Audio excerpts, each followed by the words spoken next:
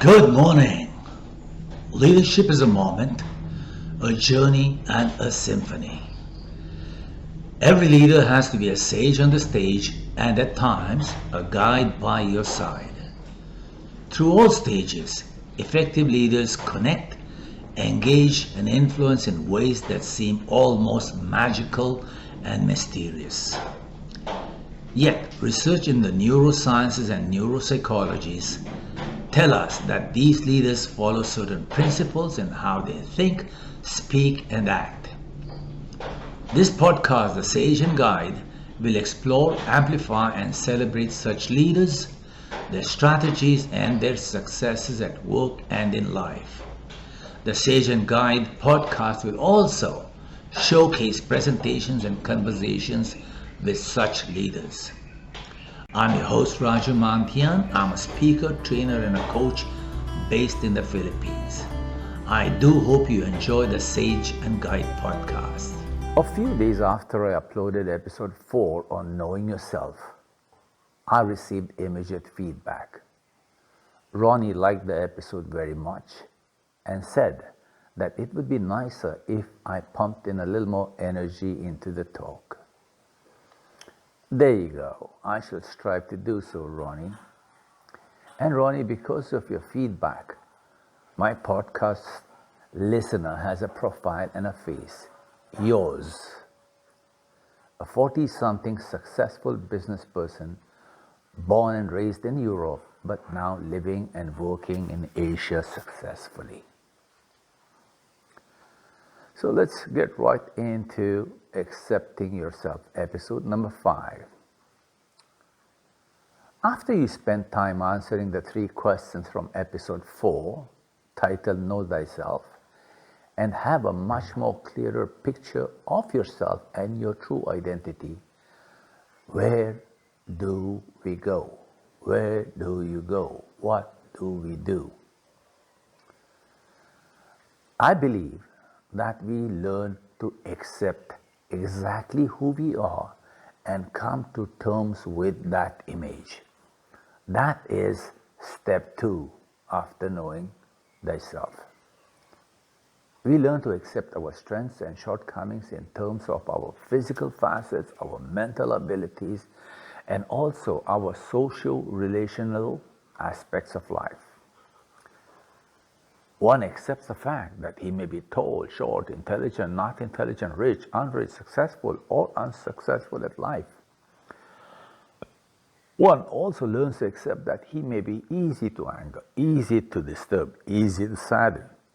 One also learns to accept that he may be demanding, obsessive, or even controlling.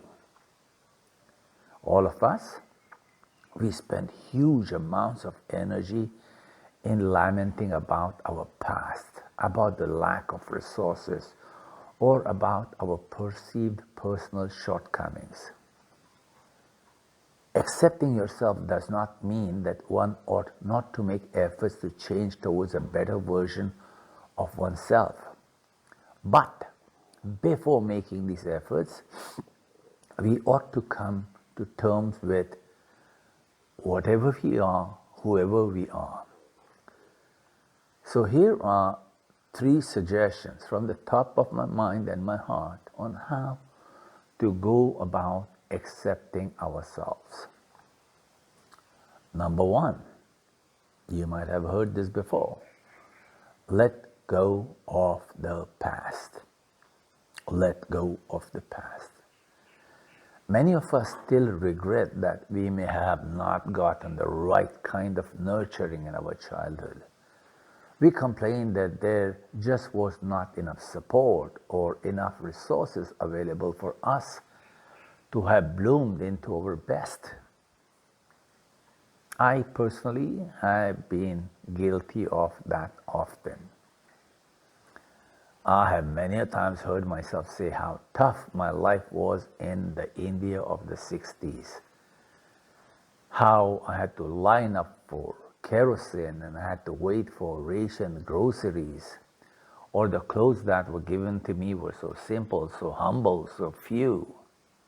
Yada, yada, yada. Many of us are unable to let go of traumas or betrayals caused by others. I know they are tough to let go, very tough, but we cannot unlive history. Yet, we can be careful and cautious of how we create new stories starting today. Some of the traumas may have been circumstantial and others may have been wrong life choices made by our own selves. So let's come to terms with that. Let go of all terrible memories and use the experience and learning to gain strength and reshape our tomorrows starting today. In all cases, let go, let go, let go. That's my suggestion number one. Suggestion number two is let's reframe our shortcomings into our uniqueness. Reframe shortcomings into your uniqueness. One day, decades ago, I had dropped in to see a very successful business person, a business partner of mine from Mumbai, India. I was to meet him in his office at 9 a.m., but I'd reached there a few minutes earlier and I waited for him. He came in exactly at 9 a.m. No, he didn't come in.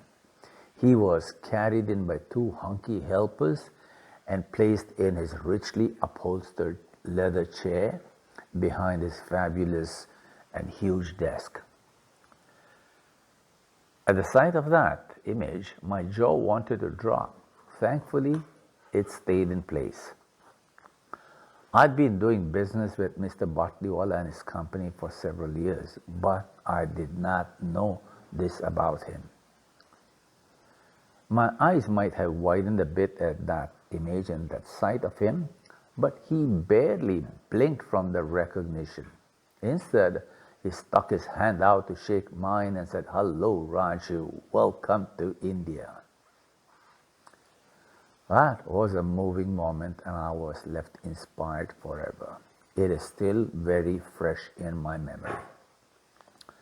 The features and the facets of our lives become shortcomings if we let them take charge and let them dictate how we perceive life and we let them bring us down. We all know that no green leaf is exactly the same as another. No snowflake is a replica of another. We are all different. We are all unique. When we establish that fact in our minds and in our heart, then we can be at peace with ourselves and go make efforts to chase the dreams we want to chase. Just like Mr. Batliwala of Bombay, who did not let the lack of legs stop him from living a full and a happy life. So there you go, that's my suggestion too. Reframe your shortcomings, reframe your perceived shortcomings into your own uniqueness.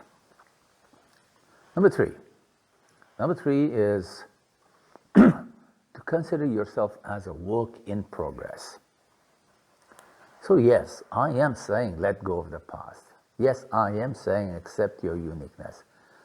But I'm not saying give up on what is possible and what can be achieved going ahead in life.